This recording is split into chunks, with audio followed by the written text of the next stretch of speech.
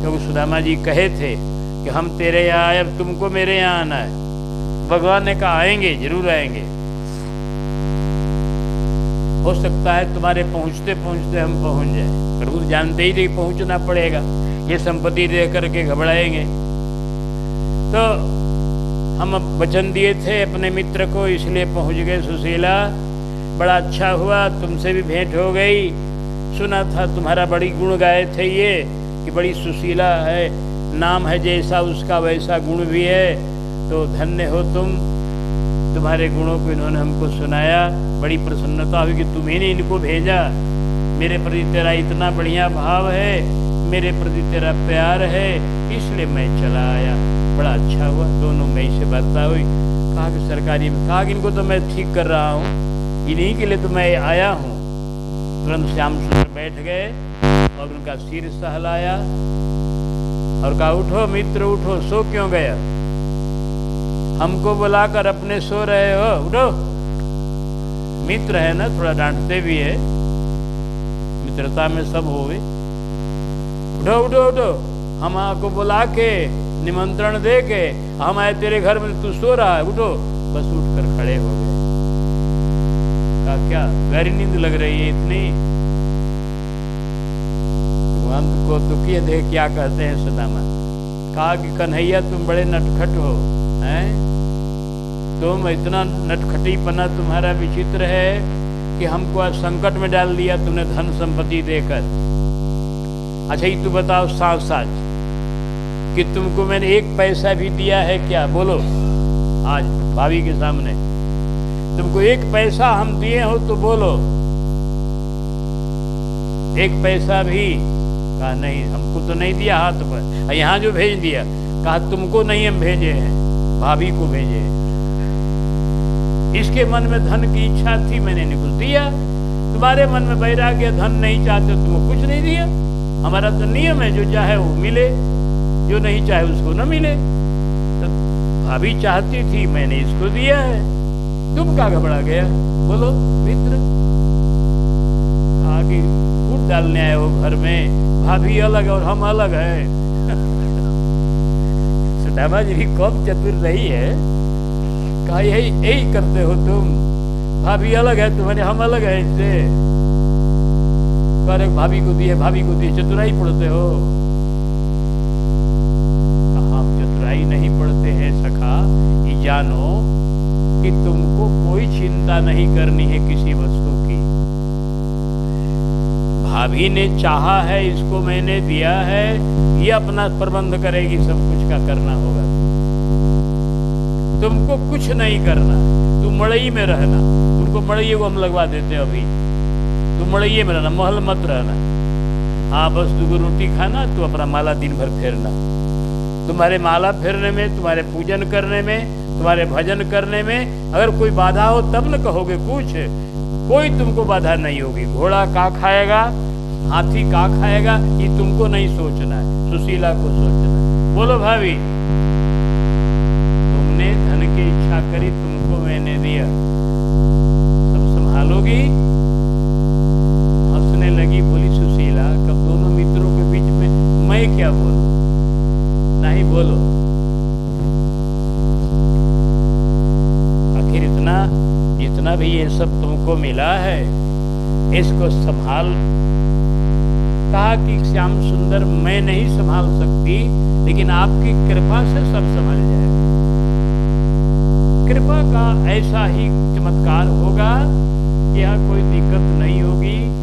और जब तुम कृपा करके संपत्ति दे दिए हो, ये संपत्ति का सदुपयोग करना, हाँ का सदुपयोग करना होगा। कहा सुदामा तू अपना भजन करते हो करो, अब मेरी भाभी की इच्छा थी कुछ दान करे, कुछ दक्षिणा दे, किसी को खिलावे पिलावे, कुछ पूजा पाठ करावे, कुछ जगह, इसके लिए धन चाहती थी। तब इसको धन आ गया है कि अपना जितना पूजा पाठ कराएगी, जितना ब्राह्मण भोज कराएगी, जितना ये करेगी अपना ही करेगी। और तू बैठ के माला खटखटाना, बोलो अब बोलो, मूर्छित हो रहे हो। भगवान के सामने तो सब कुछ चुप हो रहा। भगवान कहा सुदामा ने कि धन्य हो नटखट लाल, तुमको कौन हराएगा? हम हरा सकते हैं, और करोड़ों ब्रह्मा भी तेरे को हराने को समर्थ नहीं रखते हैं। तुम जो चाहोगे वही होगा। बस सुनो सुदामा, खूब प्रेम से भजन करो, तुमको कोई दिक्कत नहीं होगी। अपना 2 रोटी खा लेना समय से, और अपना दिन भर हमारा ध्यान करना, चिंतन करना, नाम लेना, गुण गाना, चरित्र गाना। तो कौन रोकता है भजन में? कुछ बाधा नहीं होगी तुमको। और जितना हाथी घोड़ा लश्कर है सब सुशीला के जिम्मे है। हा? ये भगवान ने इस तरह से बड़ा बढ़िया समझा बुझा कर बोले कि देखो हम जा रहे हैं, और फिर समय समय से आते जाते हम रहेंगे, जैसा ठाकुर जी की जब जैसा होगा वैसा। और तुम भी हमारे द्वारिका में जब मन हो तब आना, तुम्हारा घर वो भी है और ये भी है। इस तरह भगवान प्रेम की वार्ता करते हुए मित्र को गले लगाए और भगवान चले गए। भगवान चले गए, सुशीला अब सुदामा है। सुशीला ले गई अपने पति को भीतर भवन में। अब तो सोने का पलंग है, अब तो बिछावन है, मखमली गद्दा है। सुदामा जी बोले हम पर ना बैठेंगे, हमारा पहले वाला एकदम भक्तमाल का लिखे हैं कि भोग की न चाहे सो तन धरे सोई चाल सुखजाल रसमयी है। बोले हम ये सब कोमल कोमल गद्दा पर नहीं बैठेंगे, जान लो पहले। हमको वही कमरा हमारा बिछाओ, हमारा आसन, उस पर हम बैठेंगे। हमारा चटाई बिछाओ, बैठेंगे उस पर हम। सुशीला ने कहा जैसे प्रसन्न रहिए स्वामी। इसके बाद बढ़िया से प्रसाद पवाया, भगवान का प्रसाद समझकर पा लिए सब। अब इतने उसको दुख होता था कि पति हमारे खा नहीं रहे कुछ भी, बढ़िया से खिला दिया और अपना भजन करने लगे। एक दिन सुदामा जी ने सोचा, वर्णन है कि भोग की न चाह, इनको तनिक भी संसार का धन इतना मिलने के बाद भी सुदामा की खूबी है कि सुदामा जी उस धन में उलझे नहीं। ये नहीं कि बढ़िया बढ़िया कपड़ा पहनने लगे, बढ़िया बढ़िया शौक करने लगे, बढ़िया बढ़िया श्रृंगार करने लगे और अपना लगे। क्या कहते हैं आजकल के ज़माना में एगो ब्याह का दिन मनाया जाता है, कौन चीज़ आजकल मना रहे हैं लोग ना, बूढ़े बूढ़े लगते हैं लोग ब्याह मनाने, कहते पागलपन संसार। बूढ़े हो गए, का तो ब्याह का मना रहे, 50 वर्ष हो गया,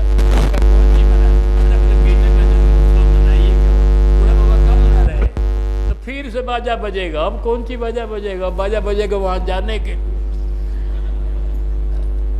ऐसा दुनिया विचित्र है कि मरते दम तक दुनिया में आदमी फंसा हुआ है, क्या करिएगा।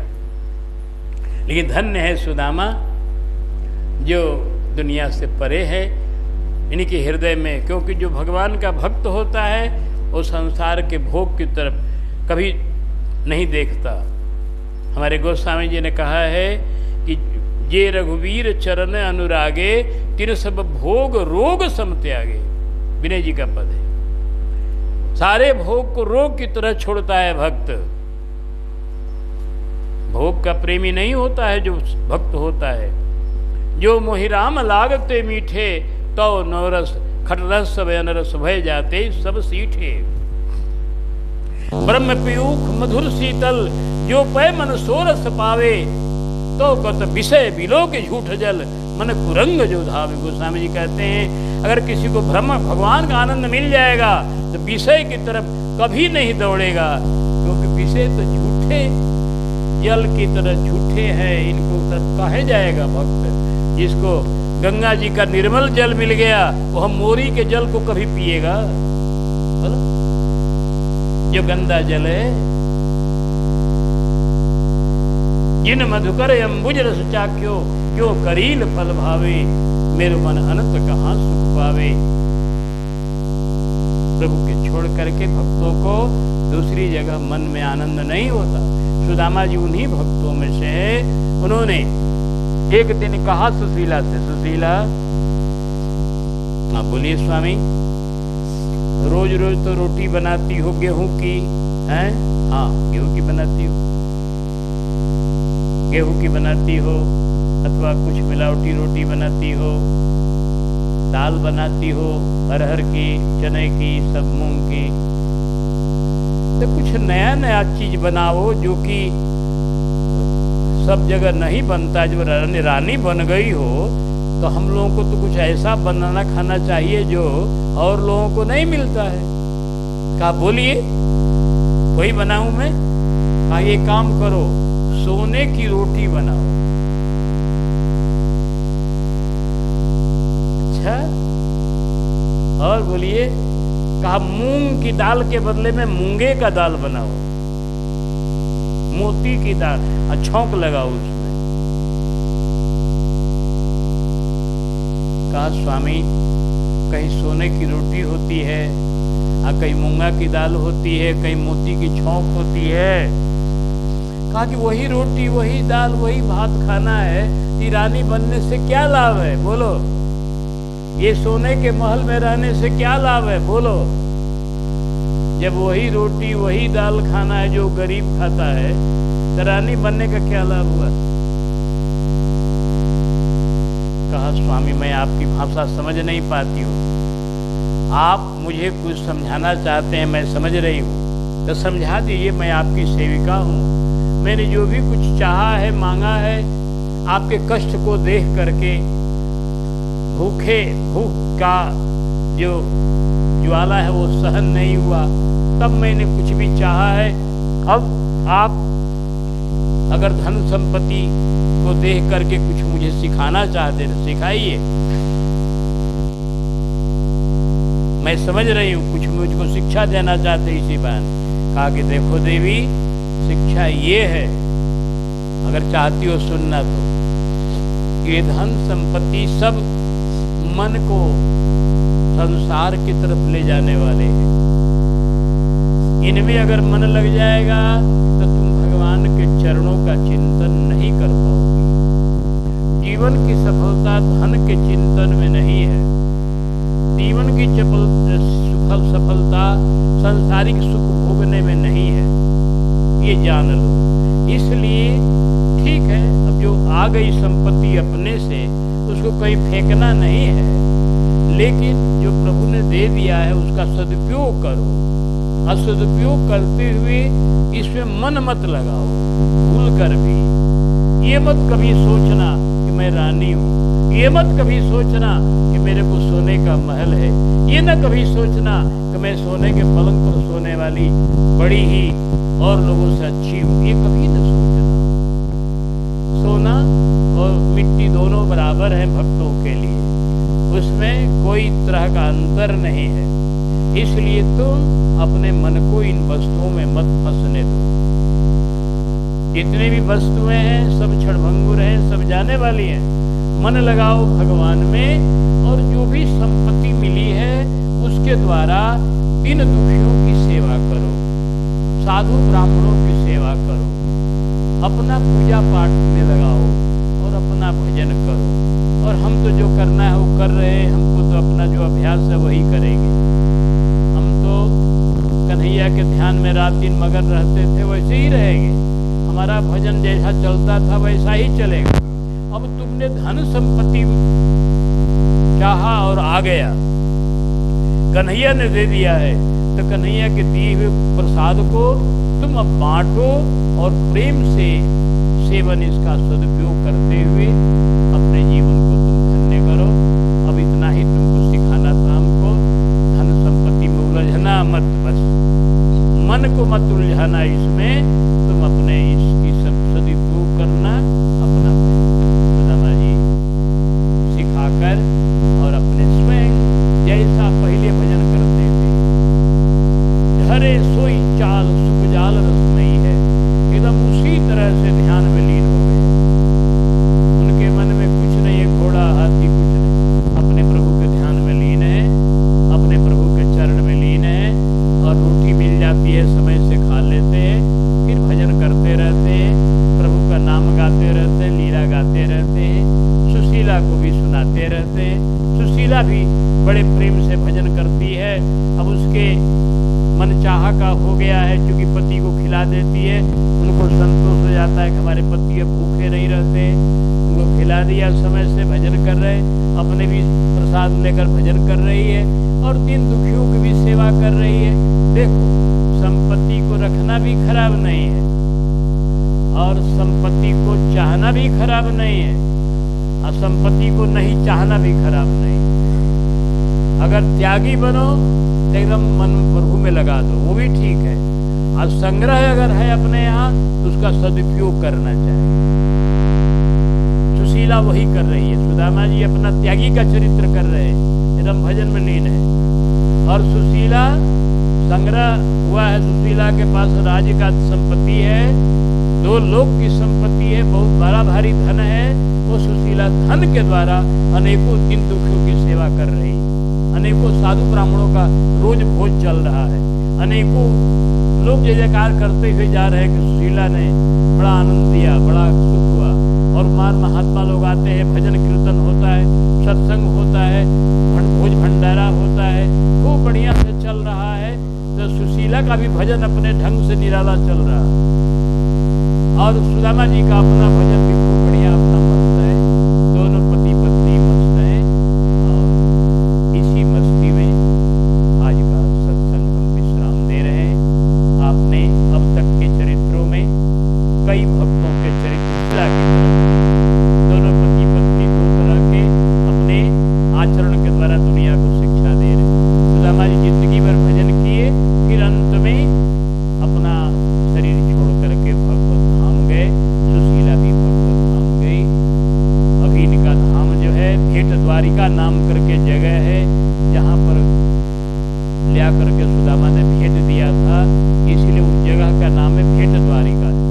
जाइएगा द्वारका कभी, हम लोग गए हैं एक बार गुरुदेव की श्री गुरुदेव की कृपा से।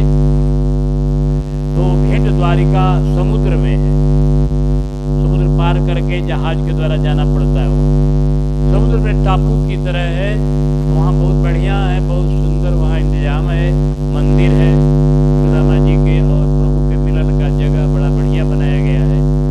और वहाँ पर सेवा भी खूब चलती है, एक से लोग सेवा होते हैं। हम लोग भी गए वहाँ, तो भगवान का भजन गाए, सुदामा का चरित्र और मिलन गाए। 12 बज रहा था, जब ही गाकर उठे तब ही वहाँ के पुजारी ने कहा कि आप लोगों को प्रसाद पा के जाना है। हमने कहा कि भाई हम लोग का प्रसाद तो वहाँ अपना पाते थे, जहाँ हम लोग थे, रहते ठहरे हुए थे। हम लोग एक बस थे, 60-70 लोग थे। हमने कहा कि महाराज हम अकेले नहीं हैं। कहा कि नहीं नहीं, जितने लोग हैं यहाँ का नियम है। हमने कहा कि देखो कैसा लीला ठाकुर जी, यहाँ का नियम है कि 12 बजे जो भी यहाँ आ जाता है उसको प्रसाद दिया जाता है, भर पेट भोजन। हमारे भगत लोग को प्रेम होता है, हम लोगों ने अपना कहा, हमने कहा यहाँ तीर्थ में हम लोग आप लोग आए हो तो जो भी प्रसाद पाया जाए, लेकिन कुछ इनको दान दक्षिणा कर दिया जाए। तो लोगों ने दिया, बड़े प्रेम से सब लोग कुछ देते हुए और बड़े प्रेम से प्रसाद पाए। सुदामा जी महाराज जी का वो स्थान आज भी बड़ा रसमय है, भेंट का स्थान, जहाँ भेंट हुआ है सुदामा जी से श्री श्याम सुंदर का।